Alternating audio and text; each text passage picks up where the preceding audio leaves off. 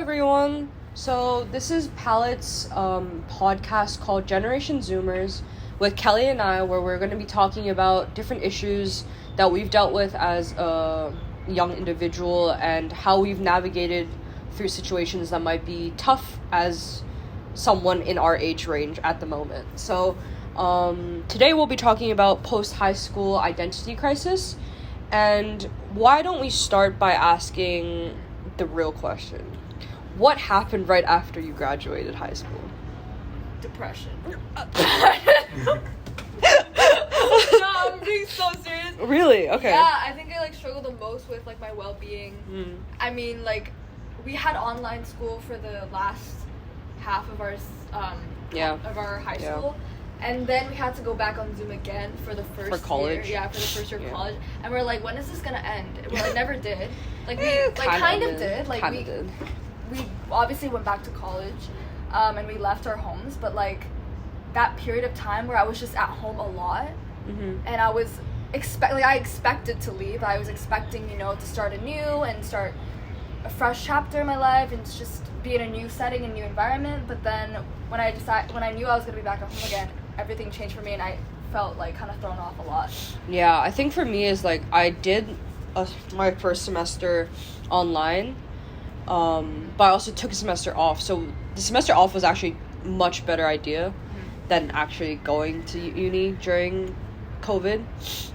And so when I was in the first semester, I actually did an internship, and it was a really valuable experience because I finally got to go into the workforce in a way that was more manageable because I was still a student and I wasn't under the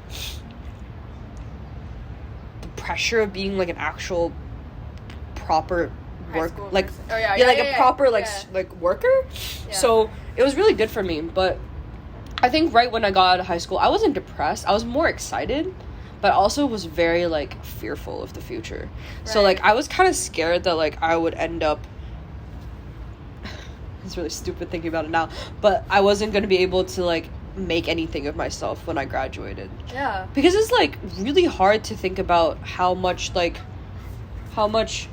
pressure there is when it comes to trying to make yourself, how do you say this? Make yourself known? Yeah. No. We're struggling a little bit, right? We're struggling a little bit with the dog. Deal with it. Please deal with it. But I think the biggest issue is when you're right out of high school, you have this idea that you have to be making something of yourself already. Yeah. Maybe you get into an Ivy League school, maybe you get into the best school for your major. Yeah. But then once you get there, you're what the hell am I supposed to do with my time? Exactly. Do I spend it all studying? Do I spend it the last 4 years of high school where all I did was study and study and study and study and then party once in a while? It basically becomes a repeat of exactly what you did in high school. You could really easily... It's just a new place. It's just a new location. You could really easily just make it exactly like high school, treat it exactly like high school, but then you gain nothing from it once you go to college, once you leave. And then that's when the actual identity crisis starts, because that's when you don't have a backup. You're I'm kind of left to my own devices. Yeah, here. exactly. I'm left alone. That's, I think, the not problem, but that's when you have high school and college, people are saying this is a place where you're supposed to explore your identity and da-da-da, but some people don't do that. And that's the hard part. That's the identity crisis, right? It's you avoid actually dealing with your identity crisis, and you choose to just go back to where it's comfortable, which is being just like a high schooler. You treat it you just care about the drama, you only care about fitting in, and you don't actually care about learning anything about yourself. And maybe bettering yourself. Yeah, and bettering yourself. And you don't do that. I see so many people like that. I don't want to name names, but we know the people. You and I so know. we went to high school together, so that's probably some context sake. Yeah. We've known each other since 3rd grade. And yeah, we've grown up around very similar types of people, and that usually means we know what type of people to expect in our environments. Yeah. So yeah, I mean, the biggest thing is I guess a question for you. Yeah. When you were depressed after graduating from high school, how did you deal with it? Okay, so actually I realized you know, talking to a lot of people really helped. And I didn't really talk to any professionals about it, but like the fact that I was still in Hong Kong actually helped a lot. Oh, okay. Because I mean, I still had my friends from high school that I was with, and I still, you know, connect, and I still like stay with the same people that I knew. So I, you know, had you, of course. Yeah. So we talked a lot and we hung out a lot, and that kind of helped me. But the thing is, I think the reason why I think my well-being was like very low was because I was stressed here, but I was stressed around my parents and stressed in the same place as like where I, you know, did high school. It was really weird because we were so stuck. Weird. We were literally stuck. Yeah. And we couldn't leave what we were like hated about Hong Kong. Exactly. Because that's what we were looking forward to. It's like to basically leave. When you're looking so forward to something and it like didn't happen. Let's say concert tickets. You're like, oh, I'm so excited to go to this concert. Like, I'm ready. I have everything. Like, I'm ready to go see like my favorite artist. And they're like, oh, the artist got COVID. Literally happened to my friends for Giveon. But anyways, for Giveon. Really? Like, she went all the way to LA and then just got. Wait, she went all the way to LA. And then it got canceled because someone got COVID. Did it reschedule? Yeah, but she's not from LA, so she had to go all the way back. But she got happy ending to the story was she got her she got to meet Giveon in person and have a conversation with him, and it was like that's what I mean. Like, that's the same with life. Like, even though we kind of waited 2 years to basically have for me at least, I waited 2 years before I got an actual normal uni experience. Once I went, I wouldn't have been able to like leave Emerson and go to Kingston if I didn't actually go to school right away. Right. So it actually works out. I think that's something that people forget is like life kind of just finds a way to like end up where you want to be. Yeah. And like that's why with the identity thing, it's like, who the fuck cares what your identity is? Like, to me, it's like, if you know what you want to do in life, do it. Just do it. But also, if you don't know what you want to do in life, figure it out. Like, take your time to figure it out. There's no pressure. Like, I feel like we've been taught, because of where our backgrounds and also like how we grew up, that's really important for you to know exactly what you want to do right away. Fast. But the thing is, when you take your time to make the decision, you're more likely to gain something from it. Also, you're more likely to make a right decision for you. Exactly. Because you have to spend that time making that decision for yourself, not think about what everyone else wants you to do or expects of you to do. I think that's very important, taking that time to decide what you want to do personally. Yeah. And that's why it's so great leaving high school too, because I feel like a lot of people kind of pressure you into something, or they kind of talk shit or whatever. Yeah, so like let's talk about it. Let's talk about high school. So high school for us, I won't speak for Kelly, but I think she probably will agree with me. Yeah. You don't even know what I'm gonna say. You're gonna agree. But I think high school for us was very almost a toxic environment, to the point where it was like it was hard to grow as a person in high school, because I felt like there was a lot of pressure to be like everyone else, and because I'm naturally not like everyone else, I'm a very outspoken person, I couldn't fit into this mold of what everyone else wanted me to be. Like, I was very depressed throughout high school, and it was really hard to like not let that label stick with me. But the thing is like with labels, which is what Palette hashtag Palette magazine issue 2 buy a copy talks about, is like labels and identity, and how actually labels don't necessarily have to be a negative thing. Like, you can hold your label hard. Like, for me, like, I used to be embarrassed to be like from Hong Kong sometimes. Like, I was like, because it was like I felt weird. Like, it felt weird because no one else like really understood my culture, and no one really cared to understand it. You have to explain so much. Like, are you part of China? Yeah, and then you have to explain all the like political and historical notions of everything. So I didn't like it. So I like really hated being Cantonese at some point in my life.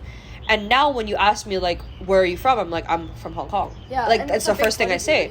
It's like, it's my identity, it's my city, it's my everything. It's like it has so much to do with how I am now. And that's the thing with labels. Labels always come off like, oh, I'm like a queen, like I'm trying to think of examples, something that's negative. Like, I'm depressed. I have depression. Like, let's say it's that. Like, you can hold it and be not proud of it, but like, you know that it's made you stronger. It's made you who you are. Exactly. You know? And I think that that's something that in high school we weren't taught to do. We weren't taught to be proud of our labels or be proud of the things that identified us. I think sticking out was such a big deal that we didn't Exactly. We didn't have, like, because we didn't have the use balls labels. to do it. Exactly. Like, it was too hard to be like, yo, I'm this bisexual woman who likes to sometimes cry in her bed. Yeah. Like, that would even be people would judge you. People would be like, yeah, why are you saying this? Like, yeah, like, we don't want to know. Like, yeah, it's like, who asked? Who asked? But like, I think the biggest, I think the biggest thing is like, I don't really give a shit now about how other people look at me when it comes to like my labels, because I think that if they don't like what they see, then move on. It's kind of interesting how we feel that people feel like they have to get out of high school to kind of feel that way. Yeah, I know, but you could feel that way in high school. You can feel that way anytime in high school. Yeah. Like, I think another thing is like, I think it also has to do with like self-worth. Yeah. So like, if you don't value your own opinions and you only care about other people's opinions about you or about the things you do, you're more likely to not move on. So true. Because that really messes up your sense of self. And I was just going to say, I think that's exactly how I was in high school. I was so stuck on what other people thought of me. And not just, like, my friends, my parents, like, teachers. Like, I had this kind of... I needed everyone to like you. Like, I had this image. I needed everyone to like me. That really... Like, now I'm struggling now, you know, just to make my own decisions and, like, do my own... So I feel like this podcast is really helping me, you know, talk about other things that I'm not comfortable to talk about, and just talking about, like, improving myself, you know? And that's the whole point of having spaces where you're comfortable talking to the person in front of you. Yes. If you don't have... That's something I lacked in high school. I didn't have someone that I really genuinely trusted with my life. Not with my life, but like having this type of conversation. Kelly and I would not have been able to do this when we were in high school. Okay, I'm gonna be honest with you. I don't even know if we were emotionally mature enough to do exactly. That. Like, we definitely would have been able to do it. And it's nice that I'm able to still have friends from high school. Yeah. But also, there's a reason I'm not friends with a lot of people from high school anymore, and that's because I didn't see them moving past the ways they thought in high school, which was like very not backwards, but kind of like they were really focused on like how I appeared or how they were perceived and how people looked at them. I think how they perceive other people is also how they perceive themselves too. Yeah, like all they cared about was partying and like going out and like being mean to other people to get what they wanted. And this, like, you know, it's a bit sad looking back at it now, because it's like, why did I let these people get in my head? And look where you are now. Like, you know, you express yourself in so many different ways, and in a healthy way too. Yeah, and that's so much better than it's who far you were better. in high school. It's far better. It's far better. Yeah. So let's talk about, I guess, college experience now, and like how that shaped your identity. And because you have such a unique experience, that's why I kind of want to talk to you about it. That you have a very unique experience of staying in like a liberal arts school, and then knowing that wasn't the right fit for you, and then moving away. Yeah. So like, what made you come to that decision? And I mean, I guess, do you feel happier? Do you feel like you have a better sense of self now that you're at your new uni? I think something that high school could have taught me, which was, it's okay to make the wrong choice the first time, or to make the wrong choice the 100%. Second time. And for me, I definitely made the wrong choice going to Emerson. However, I don't regret it, because I did learn a lot when I was there. Not in school, but like through my friends and through the things I made, like Palette.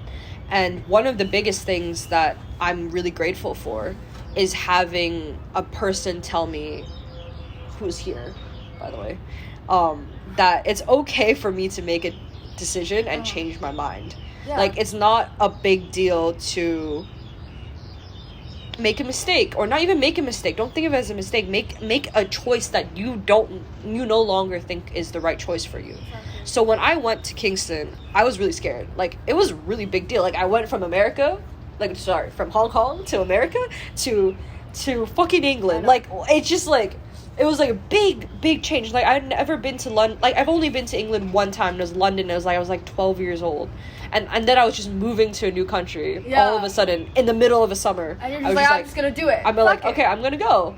And sometimes decisions are best when you make it like that. Yeah. When you make a decision because you feel it in your gut. You're like, this feels right, and things just fall into place, kind of. Like, it was really that everything fell into place. Like, I got into Kingston, and then I got unconditional offer, and then I was like, well, I need to get accommodation, and then miraculously I got accommodation, and it was like, for me it was a sign that I had to go. Yeah. And once I went there, it felt so, like, everything fell into place. Like, I really don't know how else to say it, but life kind of just finds a way to find your pace, and eventually you will be able to handle whatever comes your way. The thing is with that, I just realized I think you have to struggle a little bit. You do. You really have to struggle a bit. You have to be a little bit lost, and you have to trust the process. As cheesy as that sounds, like, you really No, you do. Like,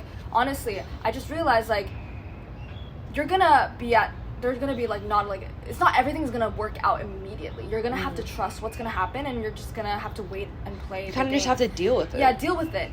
But that's when, if you're willing to stick, and if you're willing to wait, then that's when life will give you the things that you wanted. Yeah, I like to believe that that's what I think. You're never going to be faced with a problem that's too big for you to handle in the moment. I like to believe that whatever is put onto your shoulders, if you know it's too much, you need to let go. It's about either taking a hold of what is your responsibility to let go of when you feel, like, overwhelmed, and when you know you can still handle it. Hello, we're back. So something that we should probably talk about is, like, something more positive. Let's go with something more positive. How do you see, like, what do you think grew out of high school that helped you in the like, now, if that makes sense? Like, what is something that, like, what changed that was positive? Probably my willingness to take risks. Ooh. And just, I think in Queen. college, queen shit, you know what I mean? No, I'm just kidding. But seriously, I think, like, in college, I definitely, thought outside of what I was so used to, and I took a lot of risks. I, joined all these clubs that I thought I wouldn't do. You had your own live radio show. Hey, I'm gonna plug my radio show. Yeah. Plug it. So I plug it right now. Yeah. Right now. For real. Okay, so I do have my own radio show. It was on Sundays from 12 to 2 a.m. 2 a.m. Yeah, it was really late. But the reason why I did that was because I wanted to play songs with swears. Oh, and you can't do that after. Really? You can't do that before 10 p.m. So I. Wow, the more you know. Yeah, the more you know. And that's why they have, like, the thing was, like, safe harbor hours, meaning you can only play songs that are clean before 10 p.m. But after 10 p.m. That's when it's a little wild. Yeah, it's a little wild up there. A little wild. Okay. Yeah, but I had a great time, like, just doing the radio show by myself. It was so much fun. I had a great time hosting. And for me, I didn't really care about who was listening or what. I think that was just a place for me to be able to share my passion. Yeah. And for me to be able to just talk and do something that I really always wanted to do, because I've always wanted to be a radio show host, and I've always wanted to do something with music, even though I'm not a musician myself. But you love music. I love music anyway. I'm always listening to it. And another thing is that I also wanted to, I guess, create something and be a part of something and start from the bottom for myself. So, like, become and have more leadership roles, sort of. Because I feel like in high school, leadership roles are kind of already set out, because there is kind of, like, a implicit bias a little bit. Oh, definitely. Right? Like, you can't really succeed in certain roles. Like, the thing is, in high school, you have, like, things that interest you. You're like, oh, I could definitely join this club because I'm interested in art. I would love to do this. But you honestly don't gain anything from any clubs in high school. You don't really get to share your voice that often, because there are things that are, like, in place that is so hard to change. Like the leaders, because you basically in our high school is, like, leaders were chosen based off of, like, the leaders above them, so it's always biased shit. It was never really fair for most clubs, at least. But yeah, so for me, I realized that after I left high school that photography was, like, the thing I wanted to do. Like, it was kind of poor timing, because it was like all of a sudden I knew exactly what I wanted to do after 4 years of just absolute no idea of what I was going to pursue. And then I finally figured it out, and I was like, fuck, I'm studying journalism. What am I supposed to do? So, like, basically what I had to do was restart in the middle of a pandemic, in the middle of I'm not crying because of this, I'm just out of this. But I had to restart and really, like, rethink what I was doing. And so I was at Emerson, and I was like, how do I make this space more me? more something that I would be proud to call my school. Yeah. So I built Palette in the hopes of creating a community in Emerson, but also outside of Emerson, that was able to hone in on like the idea of marginalized communities and how their voices matter a lot, and how it can share to the world stories that maybe the rest of the world hasn't heard before. So it was really a passion project in the beginning. I started actually January of 2022, and then now it's December of 2022, and it's already on the second issue going. And it's still going, and it's like there's so much more for where to go, for things to come. And I'm so excited for the future of it, because it's like it's all built on this idea of identity and how it shouldn't be something we're ashamed of.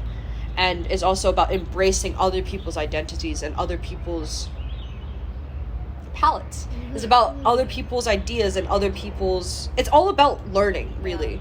And I think that's something that I really did get out of high school, which was that maybe not from, like, per se the students in our school, but more like the teachers did really try to tell you to embrace yourself and the things that make you special. But it was hard to do that because of XYZ. Everyone else wasn't telling you that. I think that still kind of contributes to our own palette in our way. Yeah, exactly. In our palette, we carry so many different colors and so many different things, but those are the unique experience and the struggles that make us and comprise us who we are. Yeah, that's a really good point. Like, I think the reason palette, the name comes from, is from, like, obviously, people think of most of the time people will think of, like, a color palette, but I'm actually thinking of a makeup palette. Because when I think of a makeup palette, I think of, like, they're all doing the same thing to embrace yourself. But it's also, like, all different shades, and everything is used for a different reason. And I think that that's really beautiful, because it's, like, in life, we forget we all have a very similar purpose, which is to live a good life, really. And it's okay that we all don't live the same life. It's good that none of us live the same life. And it's about embracing the differences, but also the things we have in common. And that's why Palette's name... Human. Yeah, what makes us human. That's why Palette's name is Palette, because it's about embracing it.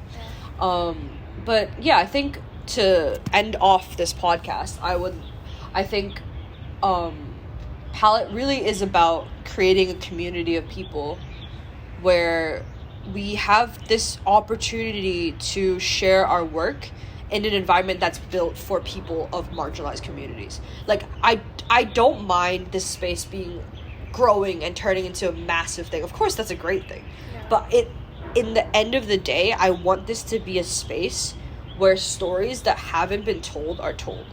And that can only happen if people are willing to be vulnerable with themselves and show art that matters to them. So, like, in this issue, no one's seen it yet because it's coming out soon, but this issue is going to be a lot of really amazing artists are part of this issue, and I really am proud of this issue because it's a lot of, like, reflection. Like, I've seen a lot of people, like, take the prop of labels and identity and, like, build it into something of their own. Yeah. Like, one of my friends, Luca, he made self-portraits, like, art self-portraits, but he took photos of them first and then, like, turned them into, like, beautiful works of art. Wow. And it's all about his self-identity and how he sees himself. And I think that that's such a beautiful idea of, like, taking this idea of identity and then, like, framing it all about yourself and all about how you can grow from that. And he actually thanked me. He was like, thank you for, like, pushing me with this prompt. And I was like, that's exactly what I want Palette to do. I want Palette to push people to think about their identities and themselves and use it as a reflection basis. So, that's really beautiful, because I think that it will really, really help those who are struggling with their sense of self, their identity still, who are feeling really lost and they feel like they have no people to guide them. But really, your own guide is yourself, because for yourself, you have to really dig deep and figure out what you want in life and who you are. And it's no one's gonna help you with that. I think it's more of you. Yeah, you're gonna be in this bitch forever. This is your body. Like, you have to, like, obviously. Well, not forever, but, like, like, long enough. Yeah. I mean, you're gonna live however long you live. Yeah. Like, you're gonna be with this person forever. Yeah. So that's you need to take care of yourself. You need to take care of yourself. Yeah. You need to put yourself first. And I think with Palette, people are hopefully find it as an inspiration. Yeah, an inspiration. Or a starting point, at least, maybe. At least a starting point. Yeah. I think Palette really is a place for us to learn more about one another. I don't intend for it to be like just whoever wants to do it. I want it to be really like a space where anyone and everyone can share their voice. And that's why the podcast exists. Like, obviously, it's just me and you at the moment. But obviously, we might have guests, we might not. Or we can keep it just the two of us. But the point is that the podcast is meant to build a space where we talk about topics that maybe we normally wouldn't talk about with one another. Yeah. So we're building this space where at least Kelly and I can go deeper into a level of comfort and vulnerability almost, where we're talking about things that normally maybe Kelly and I don't talk about. And I hope that in the way when we talk about it, it lets you know that you can do this with someone else. Lets you know that you're not alone, Mm-hmm. and that how you're feeling is fine, and it's gonna get better, it's going to be okay. Yeah. And that actually looking in within yourself is very valuable, and you should do that. Yeah, so we hope you enjoy our first podcast. Thank you for listening, and Thank you. See you next time. See you next time. Bye. Bye. Hi. Is it good?